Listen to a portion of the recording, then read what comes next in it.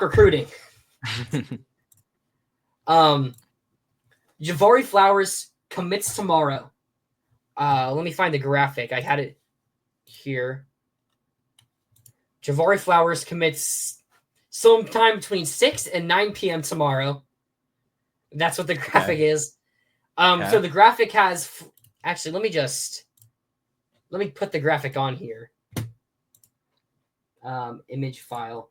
So you guys can view this with me. Is this it? Yep, there it is. Okay. Has Florida, North Carolina, Notre Dame, and Auburn on the graphic. And you can see the bottom, it's the same. Mm-hmm. Between 6 and 9 p.m. tomorrow. From what I'm hearing, it's between Florida and Notre Dame. Or those are the two schools to look out for the most. But I think the secret thing is Miami. They've kind of been quiet. So it could be one of those where Miami just paid them and told them to be quiet about it and then commit to them. And them not being on the graphic could just be a troll. Yeah. I mean, what is your thoughts on this?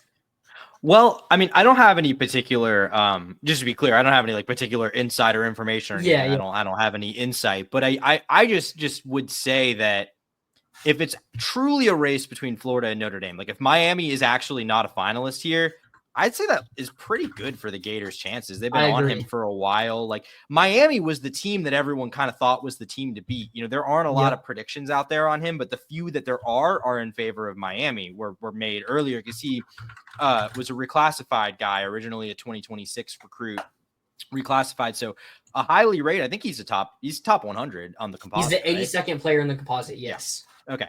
So a top 100 composite player reclassified. So he's kind of been the sole remaining 2025 target for the Gators after they've wrapped everything up post signing day. So, I mean, like you never know. I mean, obviously Notre Dame's got a lot of momentum of their own right now, but I mean, he's a Miami kid. And if Miami's not in the hunt here, like Florida's the one that's been in this race for the longest. They had him on campus for an official earlier this month. Like gotta like the Gators' chances, right? And yes, Rob, he will be a 2025 commit. Oh yeah, I should have said that. He will be a 2025 commit. He is 5'10.5". His player comparison is Dante Jackson, a former LSU and Carolina Panther. Javari Flowers, elite speed, size, and playmaking ability on special teams reminds us of Dante Jackson. Someone I expect would probably play nickel here. 5'10", 181. So with that size, that's not too far away from being ready to play. I mean, with our injuries at nickel, Aaron Gates being a question mark, and Michael Caraway, well, we don't really know how good he is, and Denson being the only guy there. I wouldn't be shocked to see him get some early looks in practice. Maybe because of just opportunities. Yeah, I mean, I'd be surprised if Florida lands him if he it plays much of a role this year just because he's so young. But I mean, certainly, I mean, he might get the chance, in fall, depending on, like you said, where Aaron Gates is at. We just don't know. Yep. The Gators currently rank 8th in that 2025 class. With the addition of him, we would jump Auburn to 7th, which would be 4th in the SEC, which at this point, based on the fact that we thought Billy was fired, this is the best you can ask for. Because you look at those other 3 teams ahead of us, Texas is 1, Georgia is 2, Alabama was 3. So there was just no chance we were ever catching them. No, but I mean, if you had told us back in second week of October that Florida would close with a top 7 class, or, at least a top 8, potentially top 7 class, it's pretty spectacular. There was not really even a clear path because Florida got in on guys they weren't really in on at all. They kind of got in on late and were able to sway them. Rob, let him go to Miami or Notre Dame. Why do you say that? Yeah, I don't know. I mean, he's a pretty good player. Passing on a top 100 ranked player. And I will also add. Sorry, go ahead. No, you go ahead.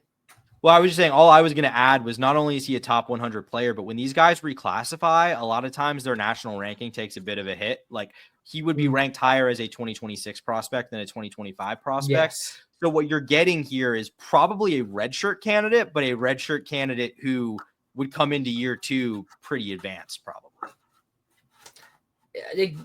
Was it Caleb? Didn't Caleb Downs also, or or classify? He might have. But no, Sonny Styles for Ohio State. Okay. I remember here classified. He was someone who was a 5-star, like a top player in his class. Then you're classified, stayed a 5-star, and now he's a really good player in that Ohio State defense. Mm-hmm. So I'm just trying to figure out why you want to pass and let him go to Miami or Notre Dame, especially Miami. Let us get more talent. And did I? Oh no, I did. So, sorry. No, that was me. My bad. Okay, it's okay. There we go. So yeah, I don't understand why you can decline talent at this level, unless I missed something. No, I don't see anyone else that would on the other comment that would change my thought on that. Or Notre Dame. I mean, hey, we got a ton of DBs. I mean, we got 2 safeties and 2 corners. We didn't get a slot or a star. And it's the portal era. Like, so anyone could leave. Well, I'm just saying you don't know which of these guys. You don't know how long you're going to retain all these guys.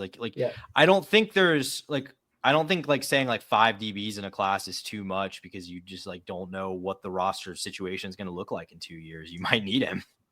That's just 5 DBs. That's 5 starters right there. That's and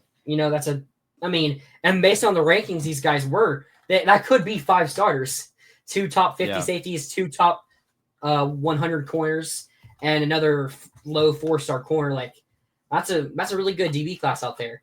Mm-hmm. I mean, Bama, Georgia, Ohio State, they didn't stack talent by saying, 4 DBs is good enough.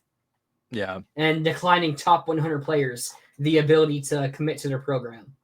Yeah, they get 4 stars. No, sorry, go ahead.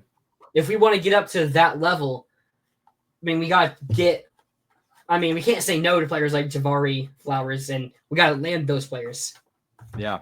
No, I mean, talk about not wanting him. I'd say if we beat Miami for a kid in their backyard and beat a team that just went to the national championship game, that's pretty good. That would be a pretty good sign for where Billy's got Florida at. I mean, I think we saw the problem, which really bit us because we had 2 different stars who it looked like we had a really good chance of landing in this portal cycle. Mm-hmm. Adrian Maddox, who was committed, and what's the name that went to Miami from Jacksonville State? I know who you're talking about, but I can't think of his name off the top of my head. Well, I can get his name right here. Miami 13th ranked class. I would also say, Rob, about the portal thing. I mean, I think these are not mutually exclusive. Like, I think I agree with you that Florida could use a slot guy as a transfer, but that doesn't mean you turn down this opportunity to stockpile high school talent. And there may still be the opportunity. I mean, there's going to be a whole post-spring transfer cycle. So we don't know what exactly they're going to do to address the position, but I wouldn't call Javari Flowers a project also. He's a talented player. He's just young. He's literally going to come on campus and be 17 probably, which not every 17-year-old that's a good player is Ryan Williams. You know what I mean? No. I thought he was. Oh, man. Zachariah Poyser. Yeah. Okay. And so what I was getting at, I think we saw the problem with the fact that you have a guy in Aaron Gates who would be the solidified starter if it wasn't for the fact that we don't know his injury status going into the season. And then you have Sharif Denson, another guy who's a solid SEC level starter. Yeah. So we saw the problem with trying to get these guys who could start at Georgia or Miami coming to be a guy who could end up being a 3rd string here. Yeah. So I get what you're saying, and I mean, you said it as well. I agree that it would also be nice to have a portal guy that we know is good rather than Michael Caraway, who could be good. I mean, we've seen Napier develop some underrated transfer players. But, getting Maddox or Poyser would have been the more ideal situation. Yeah. Yeah, I'm certainly not happy. On the whole, I'm not happy with the way Billy handled the portal this offseason, but I don't think that's a reason to not want a really talented 2025 guy who's kind of the sole focus for everyone right now. Yeah. You know what? No, okay, I take it back. I respect what Rob's doing here. I understand where he's coming from, and I respect the game. So you're cool, Rob. We get it. Or I get it. Hey, Rob, you know what? Do you want us to can we delete that message for you so you can still have it? You revealed us your plan, unfortunately. Do you want us to delete that message so there's no evidence? So you can always be like, yeah, I didn't want him. Because I have seen people talk about it. Yeah, the paper trail. I have seen people talk about it in my chats, being like, oh man, Miami not being on the graphic makes me think he's 100% going to Miami. That will be diabolical if he pulls out a Miami hat from under the table tomorrow. I can definitely, like, in my mind's eye, like, see that happening for sure. I don't know when this graphic was made because someone just sent it in one of my chats, and I think they got it from like On3 or 247. So I don't know when this graphic was made. If it was made like a couple of days ago and Miami's not on it, and Miami is seriously being considered, then maybe I would be a little worried. But I don't know. Like, we'll see. A few weeks ago, I didn't think he was going to come here, and then he got off his OV, and they're like, yo, we have legit momentum for this player. So if we don't get him, how much does it change? You know, it probably lowers the floor. How much does getting him raise the ceiling, I think, really is the question. Yeah, and again, I don't think he's a guy like a Dallas Wilson or whatever that's going to come in and be an immediate impact guy. I don't really expect that. So to me, it's like either way, it's a stack depth and development guys for the future. So I don't think it's going to affect much of the 2025 season one way or another. Yeah, and if you're wondering who else could possibly be the next commit, the other player we've talked about it a couple times, Javari Flowers, originally from Ocala, plays at IMG Academy, 4-star interior offensive lineman. We've talked about it a couple times. We expect to take a lot of offensive linemen or 5 in this cycle. So he's a lower 4-star. He's ranked 395th, which some might say shouldn't even be a 4-star. But, I mean, I don't think you can decline – I don't know how much you can question the takes on offensive line right now from this staff based on how it has performed just the past season. I mean, and you look at Bryce Levette. I saw some training of him. He was working with Tyreek Sapp, and he was doing a pretty good job blocking Tyreek Sapp, someone who's looking to possibly be a first-round draft pick. And Levette was a 3-star. I mean, I'm not saying stars don't matter. I mean, he's a 4-star. Like, I'm not saying stars don't matter, but it's a pretty good offensive lineman and 4-star guy, local. I think it would be a good commitment, especially we've seen it a couple times in the Billy Napier era where we might miss on a player and then they get someone else to commit that next day or later that day. Yeah. So we'll see what happens with that. And then one other thing, my mind got all over the place. You talked about it would be pretty funny if he brings out that Miami hat after not having them. Pulls it out from under the table. I mean, we've been involved in 2 of the more interesting, like, last-minute recruiting shuffles in the Billy Napier tenure. I mean, year 1, Trevante Citizens, it seemed like he was a done deal. Going an hour before, it seemed like he was a done deal, and then he ends up committing to Miami. And then just a couple months ago of Dallas Wilson, where up until the moment he went onto the stage, everyone said he was going to flip to Florida, and then he commits to Oregon, and he stays with Oregon. How did you not mention Cormani there?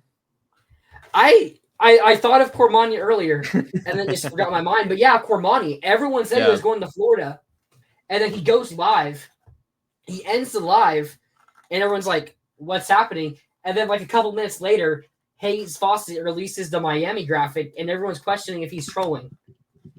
It's kind of like how people now react to like the Luka Doncic trade when they're like, "Oh wait, is this Stencil? Like, or is this a fake Shams account? Like, this can't be real." Wait, it also literally just left my head that also under Billy, Rashada committed to Miami and then flipped to Florida, and then obviously did not end up at Florida. Yeah, that is. I mean, that is different because those weren't on signing day, and those were live commitments. Although, if you remember that Rashada, when he did flip to Florida, do you remember that day? Vaguely. You were working at LSU, so you might be less involved. Hugh Hathcock, it was reported that he just put a lot of money in for recruiting, and then Heisman released the tweets and everything, and the rumor was it was Rashada, and we went into that day. We got to 8:00, nothing had happened. 8:30, nothing had happened. I do. 10:00, nothing had happened. Yeah. At 11:00, nothing had happened. I go to sleep, and everyone's just like, "Yeah, okay, it's probably not going to happen, Rashada." And then at midnight, Hayes drops the edit. That. I wake up to that. I mean, Billy Napier has been part of some of the most memorable commitment flips. I mean, of the past few years. It's not good for your long-term health if you're a guy who really cares about recruiting during this Billy Napier tenure.